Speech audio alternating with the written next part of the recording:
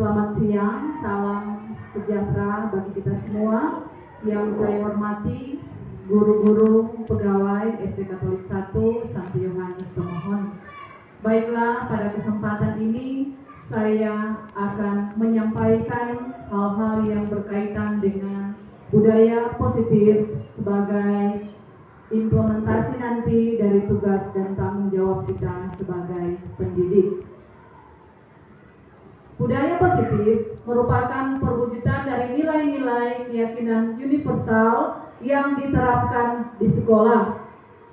Budaya positif diyakini mampu menciptakan kolaborasi antar warga sekolah, baik kepala sekolah, guru-guru, pegawai, peserta didik, bahkan juga orang tua murid. Jika terlaksana dengan baik, akan memunculkan dan mengembangkan nilai-nilai positif yang dimiliki oleh murid atau peserta didik kita, dan juga akan menciptakan pribadi-pribadi yang berkualitas dan berkarakter yang baik sesuai dengan profil pelajar Pancasila. Nah, ada konsep dasar dalam budaya positif. Yang pertama adalah perubahan paradigma belajar. Yang kedua, disiplin positif. Ketiga, kebutuhan dasar manusia. Keempat, motivasi perilaku manusia. Kelima, posisi kontrol. Keenam, keyakinan kelas. Dan ketujuh, ada segitiga restitusi. Konsep-konsep dasar yang pertama, perubahan paradigma belajar. Nah, perubahan paradigma belajar dalam membangun budaya positif, di sini sekolah dapat menyediakan lingkungan yang positif, aman dan nyaman agar peserta didik atau siswa kita mampu berpikir, mampu bertindak, dan mencipta dengan kreativitas mereka masing-masing, menjadi anak yang mandiri dan bertanggung jawab. Umumnya, disiplin sangat berkaitan dengan kontrol guru terhadap siswa. Dari stimulus respon menjadi teori kontrol, pada stimulus respon kebutuhan semua orang itu sama. Semua orang melihat hal yang sama. Di sini guru mencoba untuk mengubah murid agar berpandangan sama dengan guru. Perilaku buruk siswa dilihat sebagai sebuah kesalahan. Guru bisa mengontrol murid dan model berpikir menang atau kalah. Nah, untuk teori kontrol, kebutuhan semua orang tidak sama, baik guru maupun peserta didik. Semua orang memiliki gambaran yang berbeda. Guru berusaha memahami pandangan murid. Perilaku buruk murid memiliki tujuan agar guru tidak bisa mengontrol murid dan model berpikir menang atau mereka yang menjadi terdepan atau terdahulu. Kedua, disiplin positif. Nah, makna disiplin cenderung diartikan sesuatu yang dilakukan seseorang pada orang lain untuk mendapatkan kepatuhan. Kecenderungan tersebut haruslah diubah. Sebagai seorang guru, sebagai seorang pendidik, kita harus menciptakan anak-anak yang memiliki disiplin diri yang berasal dari dalam diri mereka sendiri, atau disebut disiplin intrinsik, sehingga mereka dapat berperilaku dengan mengacu pada nilai-nilai kebajikan, bukan dengan apa yang kita hargai atau guru hargai, atau pencapaian suatu tujuan, ataupun menghindari rasa tidak nyaman. Jadi disiplin itu harus dibentuk dari dalam diri siswa sendiri. Selanjutnya ada kebutuhan dasar manusia. Nah, seluruh perilaku manusia yang dilakukan, termasuk yang dilakukan oleh murid, pada dasarnya memiliki tujuan tertentu. Yang pertama, kebutuhan bertahan hidup. Yang kedua, kebutuhan cinta dan kasih sayang. Yang ketiga, kebutuhan pengakuan atas kemampuan. Keempat, kebutuhan kebebasan atau pilihan.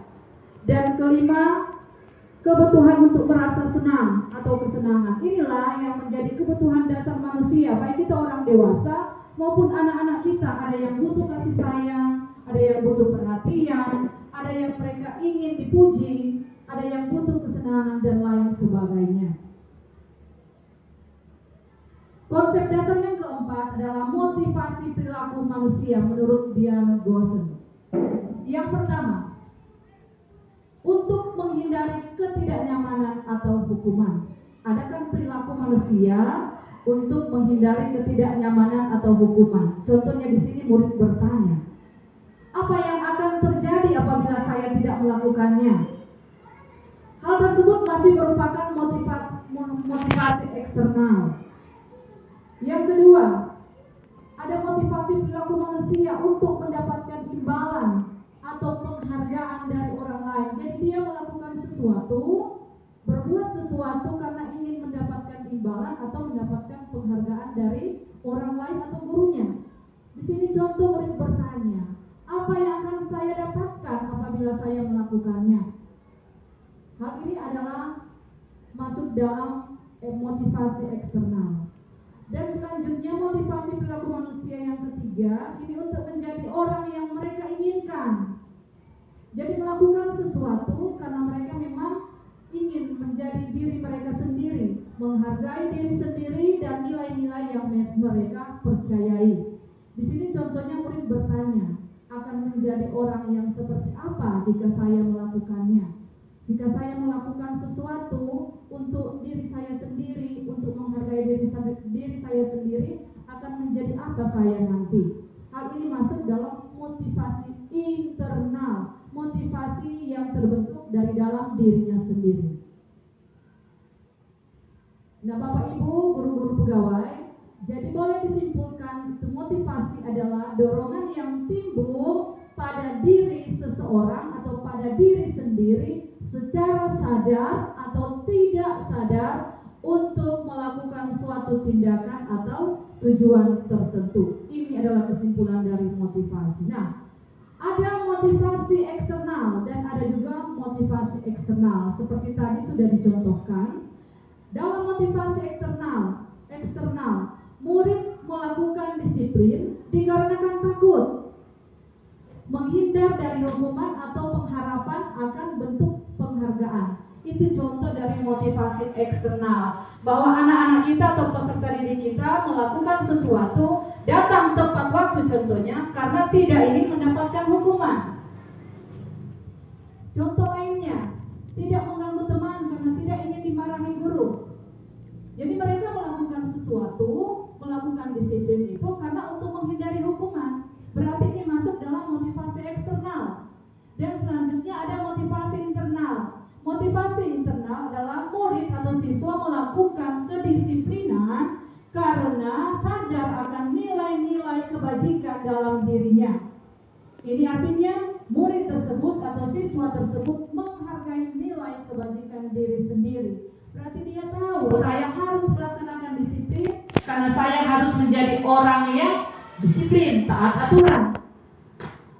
Hal ini bukan hanya terjadi pada anak didik kita, tetapi juga menjadi bagian dalam tugas dan tanggung jawab kita sebagai guru dan pegawai. Nah, konsep disiplin dengan pendekatan restitusi. Jadi ada pendekatan restitusi dan inilah cara untuk menanamkan disiplin pada murid. Pasti Bapak Ibu guru bertanya-tanya, apa itu restitusi? Karena mungkin baru saat ini mendengar atau mungkin sudah ada yang pernah mendengar restitusi. Apa itu restitusi? Iya. Kita lihat bersama, restitusi adalah proses menciptakan kondisi bagi murid untuk memperbaiki kesalahan mereka. Jadi restitusi adalah sebuah proses bagi murid untuk memperbaiki kesalahan mereka, sehingga mereka bisa kembali kepada kelompok mereka dengan karakter yang lebih kuat. Ciri-ciri restitusi.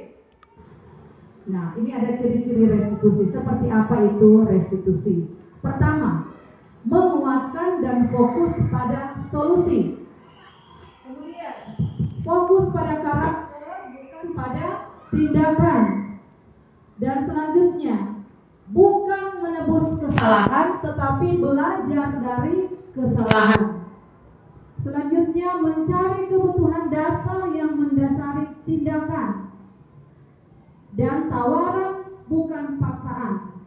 Selanjutnya, memperbaiki hukuman. Dan yang terakhir, menuntut untuk melihat ke dalam diri. Nah, sebelum kita masuk pada perbedaan kasus murid datang terlambat ke sekolah, kita akan melihat contoh penerapan restitusi. Nah, kita melihat di sini ada terbagi dalam 3 bagian perbedaannya. Ada hukuman, ada konsekuensi, ada restitusi. Dan ini adalah contoh kasus murid datang terlambat ke sekolah.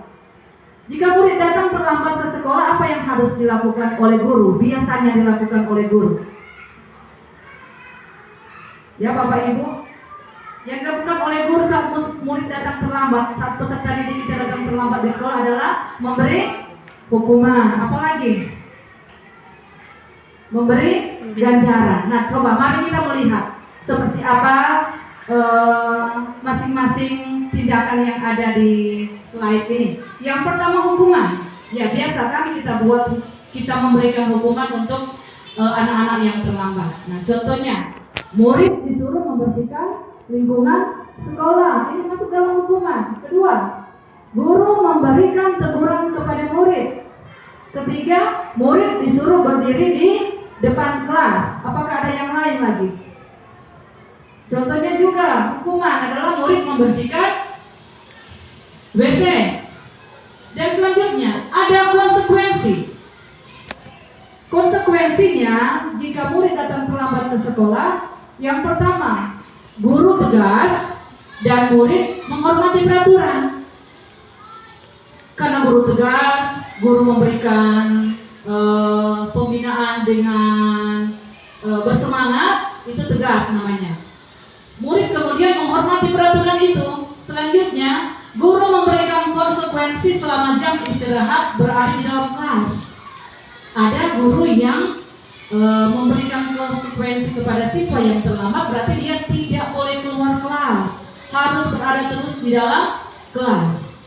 Dan selanjutnya ini tahapan bagian dari restitusi. Yang pertama, guru bertanya mengenai keyakinan kelas yang telah disepakati dan membantu menyelesaikan masalah. Jadi di tahapan restitusi, guru tidak langsung marah-marah atau guru tidak langsung menyuruh murid untuk membersihkan halaman atau membersihkan WC, tetapi dalam tahapan restitusi, guru bertanya mengenai keyakinan kelas yang telah disepakati atau yang telah disusun di dalam kelas masing-masing. Dan kedua, murid terbuka dan menghormati dirinya dan orang lain. Dan kita akan melihat contoh penerapan restitusi, segitiga restitusi.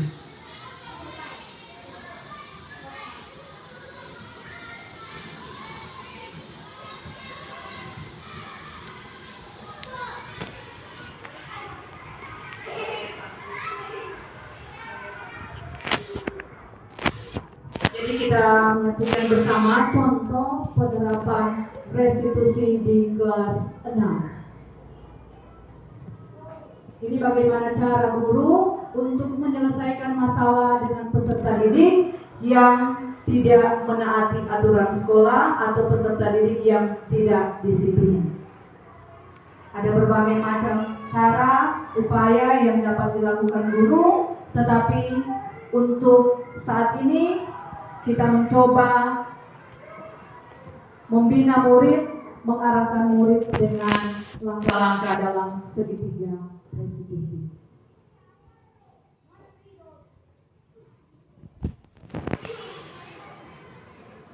Sebelum contoh-contoh ditayangkan, ditampilkan, apakah ada dari Bapak Ibu guru yang mungkin pernah menyelesaikan kasus selain murid yang terlambat?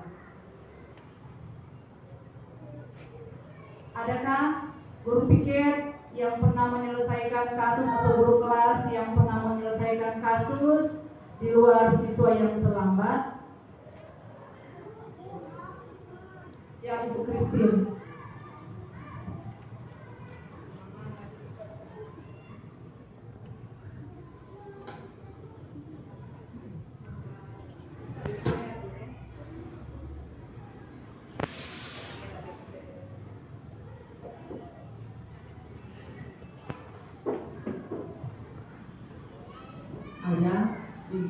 Misalnya anak-anak yang tidak membuat PR, ya, memang bukan, sudah berapa kali, setiap kali diberikan PR dia tidak membuat, dan saya memberikan hukuman kepada dia untuk kalau tidak membuat PR maka akan dipanggil orang tua. Dan akhirnya karena dorongan tersebut dia berubah sikapnya karena mungkin takut kepada orang tuanya. Akhirnya setiap diberikan PR, walaupun misalnya dua PR yang diberi, hanya satu yang dikerjakan, tapi dia sudah berusaha untuk membuat PR tersebut. Terima kasih Bu Christine. Dari kasus yang disampaikan oleh Bu Christine, kita boleh menyimpulkan bahwa itu siswa tersebut mengalami kesulitan mungkin untuk membuat PR dan guru memanggil orang tuanya. Tetapi mungkin adalah masih motivasi eksternal, karena anak rajin membuat PR karena takut kepada orang tuanya. Dan selanjutnya kita akan melihat contoh penerapan segitiga restitusi.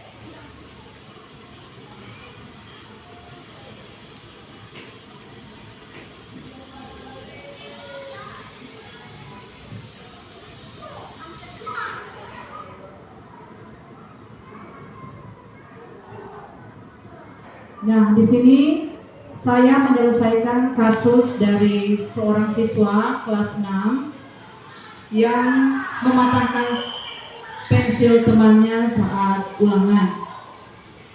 Di sini langkah yang pertama, guru memanggil siswa, kemudian menanyakan keyakinan, mewawancarai siswa dengan bertanya apakah tindakan yang ia buat itu benar atau salah. Dan selanjutnya setelah memfasilitasi tindakan, kemudian guru menstabilkan identitas, mengatakan kepada siswa bahwa semua orang pasti pernah melakukan kesalahan. Ini dalam validasi tindakan yang salah. Bertanya apakah yang dia buat benar atau salah. Kemudian setelah itu guru menyampaikan bahwa semua orang pasti melakukan kesalahan. Dan selanjutnya guru bertanya tentang keyakinan kelas. Apa keyakinan kelas yang dibuat? Kemudian siswa menjawab bahwa saling menjaga, saling menghormati dengan teman. Disinilah contoh penerapan segitiga restitusi, di mana guru tidak harus memberi hukuman, tidak harus memberi konsekuensi, tetapi menyelesaikan masalah dengan cara segitiga restitusi, dalam langkah-langkah segitiga restitusi. Selanjutnya ada posisi kontrol guru. Posisi kontrol guru sebagai penghukum, sebagai teman, sebagai pemantau, tetapi juga boleh sebagai pembuat rasa bersalah dan sebagai manajer. Jadi sebagai kita punya posisi kontrol. Boleh jadi sebagai penghukum, boleh jadi sebagai pemantau, boleh jadi sebagai teman, boleh jadi sebagai pembuat rasa bersalah, dan boleh jadi sebagai manajer. Contoh, posisi kontrol guru sebagai penghukum, misalnya Anda datang terlambat. Kenapa kamu datang terlambat? Ayo cepat bersihkan WC. Nah, itu posisi kontrol guru sebagai penghukum. Kalau posisi kontrol guru sebagai teman, guru sering bertanya, ya sudah, kalau kalian terlambat, kalian mau buat apa? Silahkan pilih, membersihkan WC, membersihkan taman, dan sebagainya. Itu contoh sebagai teman. Dan selanjutnya, posisi kontrol sebagai pembuat rasa bersalah. Ada murid yang terlambat, guru mengatakan demikian. Apakah kamu tidak kasihan pada guru? Setiap hari mesti mengurus kalian yang terlambat. Apakah kalian tidak merasa kasihan kepada guru piket yang setiap hari mengurus masalah kalian yang terlambat? Itu pembuat rasa bersalah. Kalau pemantau, guru hanya melihat saja siswa yang terlambat. Nah, posisi kontrol guru sebagai manajer, di sini guru harus mendampingi siswa, harus membina siswa, sehingga dia tidak bisa lagi melakukan apa yang menjadi hal yang tidak baik atau hal-hal yang melanggar aturan atau disiplin yang ada di sekolah.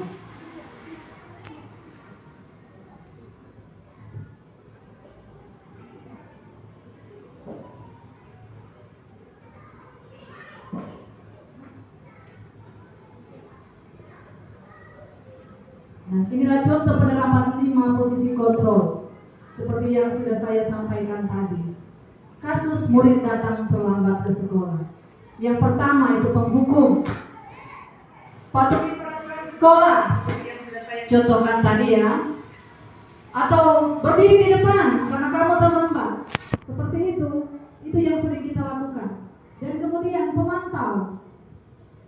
Kamu sudah melanggar peraturan sekolah, kamu tahu konsekuensinya. Jadi guru hanya memantau, kemudian mengingatkan saja bahwa murid atau siswa sudah melanggar peraturan sekolah. Sudah saya sampaikan tadi bagaimana contoh penerapannya bila posisi kontrol guru sebagai teman. Aduh, kamu lagi, besok jangan terlambat ya. Nah, seperti itu. Kemudian pembuat rasa bersalah. Seperti tadi kan sudah saya contohkan. Contoh di sini, ibu sudah bilang berapa kali sama kamu, kenapa kamu masih terlambat lagi? Ibu kecewa ya sama kamu. Nah, itu guru sebagai pembuat rasa bersalah. Dan kemudian posisi kontrol sebagai manajer di sini, guru bertanya, apakah kamu tahu bahwa kamu sudah membuat kesalahan? Nah, apa kira-kira pendapatmu? Dan kemudian bagaimana cara memperbaiki kesalahan kamu? Nah, itu guru ada di posisi sebagai manajer. Jadi kita tinggal menempatkan diri kita ada di penghukum, sebagai teman, sebagai pemantau, sebagai pembuat rasa bersalah, atau sebagai manajer. Selanjutnya, ini keyakinan kelas. Keyakinan kelas adalah sesuatu yang diyakini bersama yang berasal dari penyatuan pikiran untuk menjadi nilai-nilai kebaikan untuk diturunkan di kelas. Seperti yang sudah berjalan di kelas ada aturan-aturan kelas. Tetapi diharapkan di setiap kelas ada penyusunan keyakinan kelas untuk dilaksanakan oleh setiap warga kelas. Di sini mereka menyatukan pikiran untuk menjadi nilai-nilai kebaikan yang ada di kelas dan tentu untuk dilaksanakan oleh seluruh siswa di kelas. Ini adalah proses pembuatan keyakinan kelas.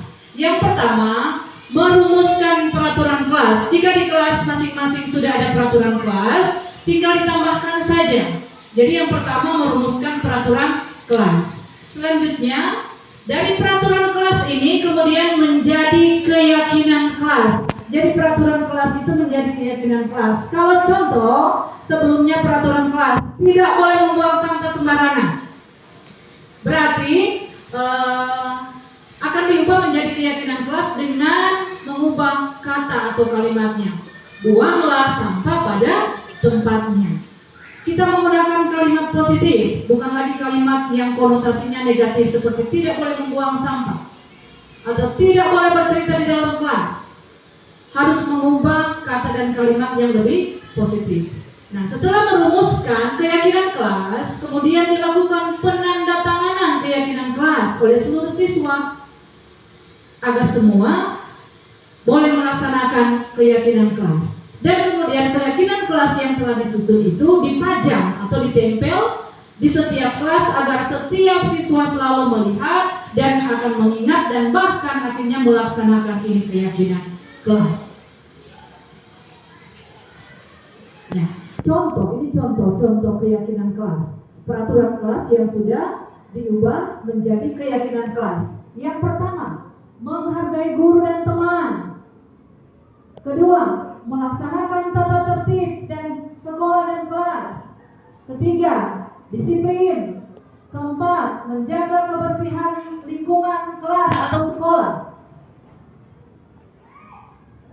Dan inilah keyakinan kelas inilah yang akan kita coba laksanakan di dalam tahun ajaran yang baru ini.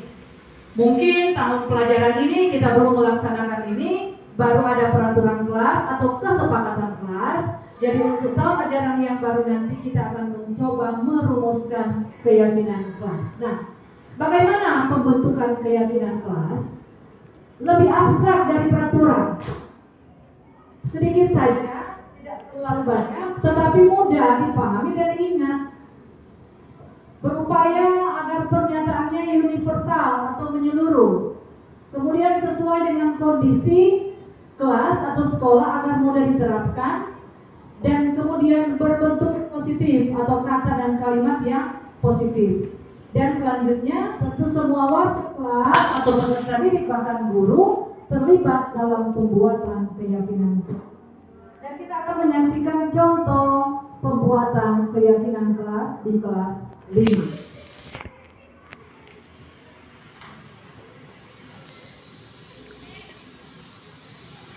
Jadi langkah-langkah ini nanti diterapkan oleh Bapak Ibu Guru, wali kelas, di kelas masing-masing, mencoba menyusun keyakinan kelas bersama seluruh siswa di tahun ajaran yang baru nanti.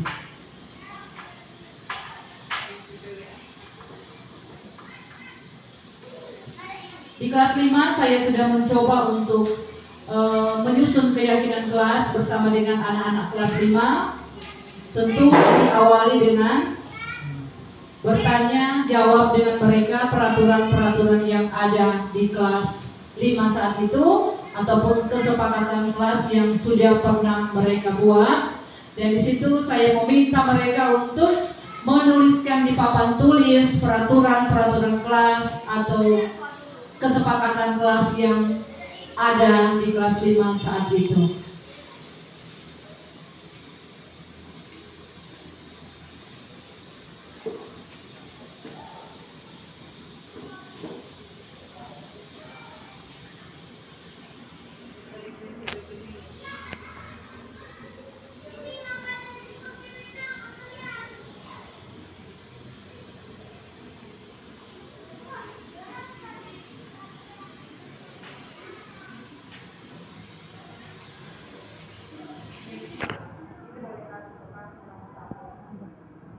Dengan keyakinan kelas di kelas 5.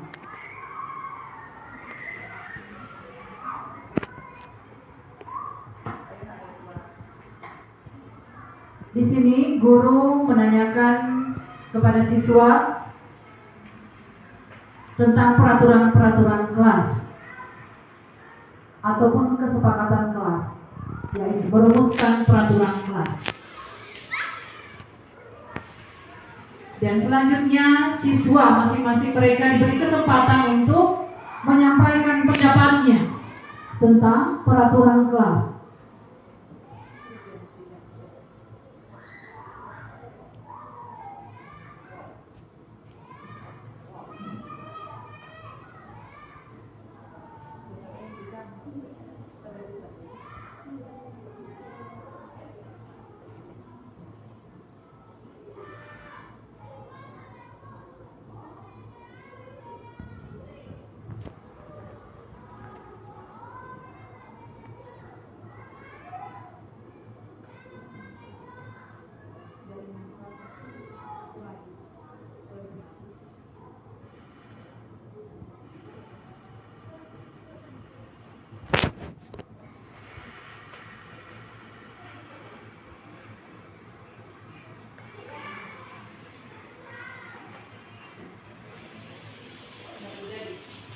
Ya, ini Bapak Ibu, kita saksikan bersama.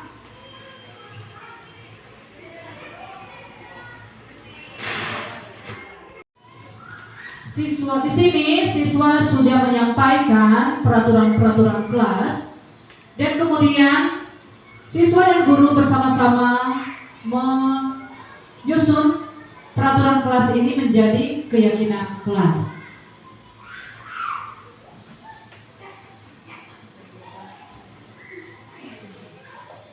Ini kita bisa melihat anak-anak mencatat sendiri peraturan-peraturan, aturan-aturan yang ada di kelas mereka. Tidak ribut dalam kelas, harus menjaga, menghargai guru, tidak berkelahi di dalam kelas, harus membuat PR. Ini adalah kalimat-kalimat dalam peraturan kelas. Dari kalimat-kalimat inilah guru bersama siswa mengubahnya menjadi keyakinan kelas. Jadi mengubah menjadi kalimat yang lebih positif lagi, agar siswa lebih dapat memahami dan mendalami setiap keyakinan kelas. Nah, demikian Bapak Ibu contoh penyusunan keyakinan kelas, dan demikian juga penyampaian saya sosialisasi tentang budaya positif. Harapan saya semoga seluruh guru, bahkan pegawai, teristimewa juga para wali kelas, nantinya boleh mengaplikasikan ini, mengimplementasikannya di dalam kelas masing-masing, di dalam tugas dan tanggung jawabnya sebagai seorang pendidik, mendidik dan mengarahkan, menuntun anak-anak kita menjadi dirinya sendiri, tentu dengan harapan keberhasilan mereka juga adalah bagian dari kesuksesan kita sebagai seorang pendidik, di mana kita menumbuhkan budaya positif lewat nilai-nilai positif yang ada di sekolah kita berdasarkan teladan Santi Yohanes Pembaptis. Demikian, terima kasih dan selamat siang.